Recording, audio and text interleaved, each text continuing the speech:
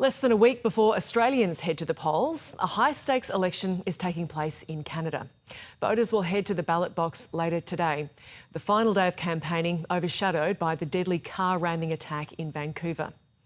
Like Australia, a record number of Canadians have voted early in the election. Donald Trump is also looming large over the campaign there, with the candidates spruiking their countermeasures to US tariffs over the previous weeks.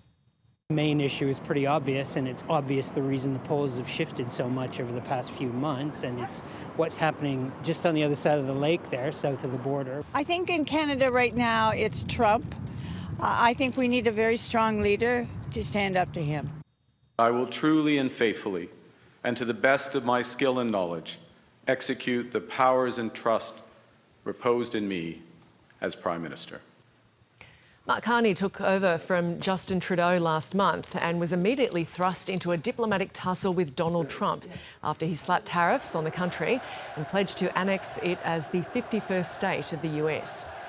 The economist, who has led the banks of England and Canada, called the snap election, hoping to capitalise on building momentum for the Liberal Party after the US president started making his threats. 60-year-old Mr Carney says the country must reduce its reliance on its southern neighbour. This is Canada. We decide what happens here. The old relationship with the United States is over. And proof that we need to chart a new path.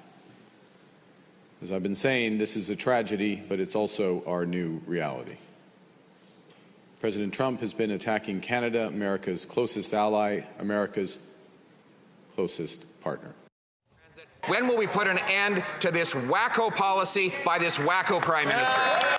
The Conservative Party leader, Pierre Poilievre, isn't backing away from the fight. He became the youngest member of Parliament in 2004 and is hoping to oust the Liberals from 9.5 years of power by holding them accountable for a range of issues such as the cost of living, crime and housing affordability.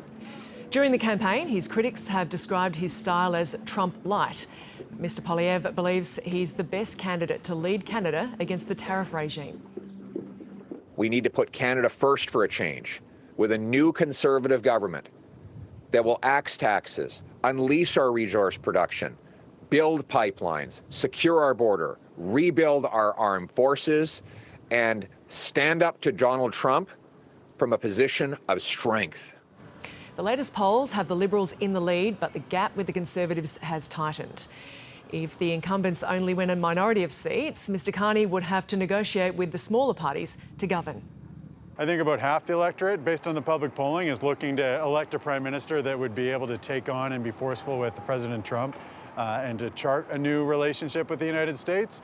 There's about another half of the electorate that is concerned with the same kind of issues that had the Conservative Party up until the beginning of January, 20 points up in the polls, which is a concern about cost of living issues and the state of the economy, particularly for people under about the age of 40, for whom life is increasingly unaffordable.